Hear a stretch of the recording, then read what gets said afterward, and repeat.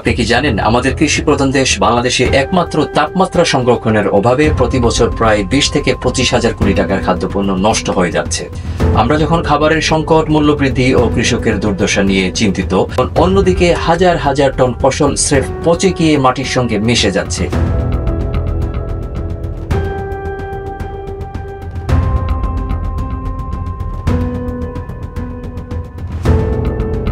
এই ক্ষতির জন্য দায়ী শুধু প্রকৃতি নয়, এর পেছনে রয়েছে অব্যবস্থা, অবহেলা আর অপর্যাপ্ত প্রযুক্তির অভাব।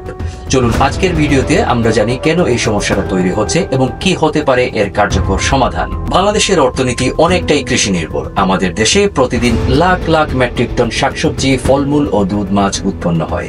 কিন্তু সমস্যাটা শুরু হয় ফসল ঘরে ওঠার পরেই, কারণ অধিকাংশ ক্ষেত্রেই এই পণ্যগুলো সঠিকভাবে সংরক্ষণ করার মতো কোনো ব্যবস্থা নেই। বিশেষ করে ফল ও শাকসবজি, এগুলো খুবই সংবেদনশীল। ঠান্ডা না রাখলে মাত্র 2 থেকে 3 দিনের মধ্যেই পচে যেতে শুরু করে।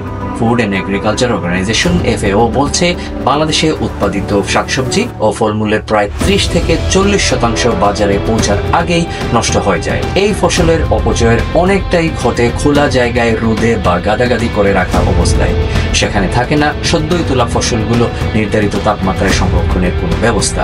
পরিবহনের সময়ও গরমে নষ্ট হয়, কারণ ট্রাকে সাধারণত শীতাতপ নিয়ন্ত্রণের কোনো ব্যবস্থাই থাকে না, যার ফলে ঢাকা সহ দেশের প্রধান আড়তে পৌঁছাতে কাঁচামালের অর্ধেকই বাজারের অযোগ্য হয়ে যায়। এই নষ্ট হওয়ার মানে হচ্ছে কৃষকের লোকসান, দেশের অর্থনীতির ক্ষতি এবং সাধারণ মানুষের খাদ্যের মূল্য বৃদ্ধি।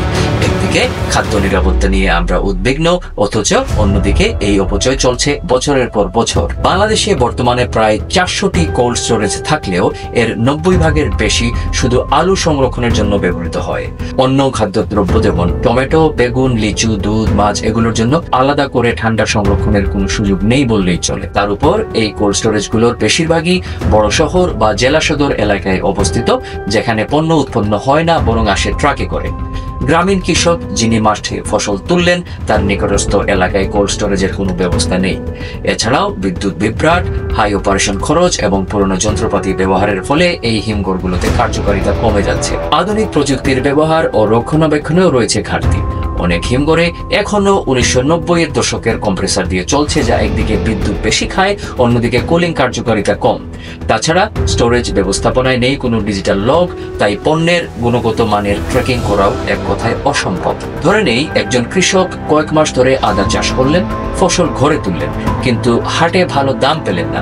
ভেবেছিলেন 2 দিন অপেক্ষা করে বিক্রি করবেন, কিন্তু সমস্যাটা হলো ফসল রাখার মতো ঠান্ডা পরিবেশ নেই কোনো ব্যবস্থা। 3 দিনের মাথায় সেই আদার নিচের স্তর পচে গেল, গন্ধ ছড়ালো। তিনি বাধ্য হয়ে কম দামে বিক্রি করলেন বা ফেলে দিতে বাধ্য হলেন। এমনও দেখা যাচ্ছে কিছু এলাকায় কৃষকরা এখন ফেসবুক লাইভে গিয়ে পচতে থাকা ফসলের ভিডিও পোস্ট করছেন, কারণ তারা আর কাদার জায়গা পাচ্ছেন না। এটা শুধু লোকসান না, এটা একরকম নীরব প্রতিবাদ। এই ঘটনা শুধু একজন কৃষকের না, এমনটা ঘটছে সিলেট থেকে কক্সবাজার, রংপুর থেকে খুলনা, সব জায়গায়।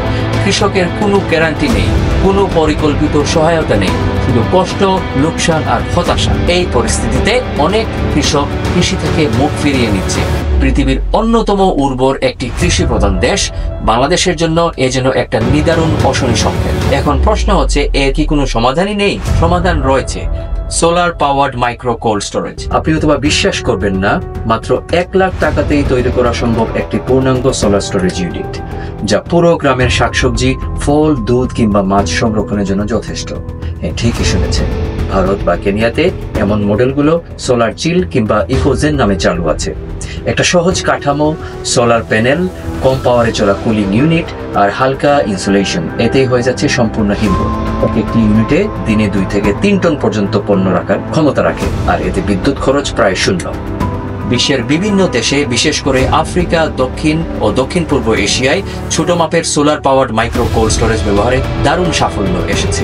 এই হিমঘরগুলো ছোট আকারের, একটি ইউনিট 500 কেজি থেকে 2 টন পর্যন্ত ফসল ধরে রাখতে পারে।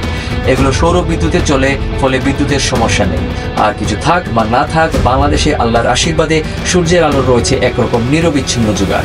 ওয়ার্ড ও ইউনিয়ন পর্যায়ে জনপ্রতিনিধিদের ব্যবস্থায় solar powered micro cold storage গ্রামে বসিয়ে দিলেই কৃষক তার ফসল 7 থেকে 10 দিন নিরাপদে রাখতে পারেন। এতে অনেক ফসল নষ্ট হয় না, অন্যদিকে কৃষক ভাইয়েরা দাম ভালো না পেলে অপেক্ষা করতে পারেন। আমাদের দেশের আর্থসামাজিক বাস্তবতায় এটা হতে পারে একটা চমৎকার সমাধান। এমনকি স্থানীয় যুবকদের উদ্যোগেও এগুলো চালানো সম্ভব, কর্মসংস্থানের সুযোগও তৈরি হয়। উগান্ডা বা ভিয়েতনামে স্থানীয় নারীরাও এই মাইক্রো ইউনিট চালাতে শেখার পর স্বনির্ভর হচ্ছেন। বাংলাদেশেও একইভাবে নারী উদ্যোক্তাদের প্রশিক্ষণ দিয়ে তাদের ক্ষমতায়ন সম্ভব। অর্জিত হতে পারে কৃষি ও জেন্ডার ইকুইটির যুগপৎ উন্নয়ন। ভারতের মহারাষ্ট্র বা গুজরাটে এমন মোবাইল কোল্ড স্টোরেজ ইতিমধ্যে হাজার হাজার কৃষকের জীবন বদলে দিচ্ছে। একটা ছোট্ট ট্রাক যার ভেতর হিমঘর, ফসল ভরে ওঠার সাথে সাথেই সেটা গিয়ে গ্রামে পৌঁছে যায়। সেখানে কৃষক ফসল জমা দিয়ে ডিজিটাল রসিদ পান। এগুলো পরিচালিত হয় স্থানীয় কোঅপারেটিভ বা এনজিওর মাধ্যমে। আর আগেই বলেছি, ঠিক একইভাবে কেনিয়া, উগান্ডা, ভিয়েতনামেও এমন প্রযুক্তি ছড়িয়ে পড়ছে। তারা দেখিয়েছে যদি ইচ্ছা থাকে তবে সীমিত সম্পদেও বড় পরিবর্তন আনা সম্ভব। আসার কথা হচ্ছে, বাংলাদেশেও কিছু নতুন উদ্যোগ ইতিমধ্যে সামনে এসেছে। স্টার্টআপ কোম্পানি যেমন আইফার্মার, অ্যাগ্রোশিফট, তারা প্রযুক্তি নির্ভর কোল্ড চেইন তৈরি করার চেষ্টা করছে। তবে তাদের সমস্যা হলো মূলধন, প্রশিক্ষিত লোকবলের অভাব এবং সবচেয়ে বড় কথা সরকারি পৃষ্ঠপোষকতা না থাকা। আমরা মনে করি যদি সরকার চায় তাহলে প্রতিটি ইউনিয়নে এমন মাইক্রো ইউনিট বসানো সম্ভব। বাজার নিয়ন্ত্রণ, কৃষক সহায়তা, খাদ্য নিরাপত্তা সব একসাথে নিশ্চিত। আমরা যদি চাই তাহলে এই সমস্যার সমাধান সম্ভব। দরকার শুধু একটু মনোযোগ, পরিকল্পনা ও প্রযুক্তিকে কাজে লাগানো। আপনারা যদি বিশ্বাস করেন কৃষকের ন্যায্য দাম পাওয়া উচিত, তাহলে এই ভিডিওটা শেয়ার করুন। নিচের কমেন্ট সেকশনে আপনার মতামত দিন কিভাবে আমরা সবাই মিলে এই পরিবর্তনের অংশ হতে পারি।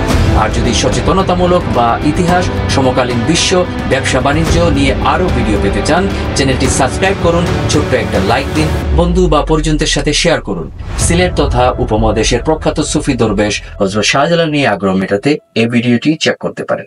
দেখা হচ্ছে পরের পর্বে।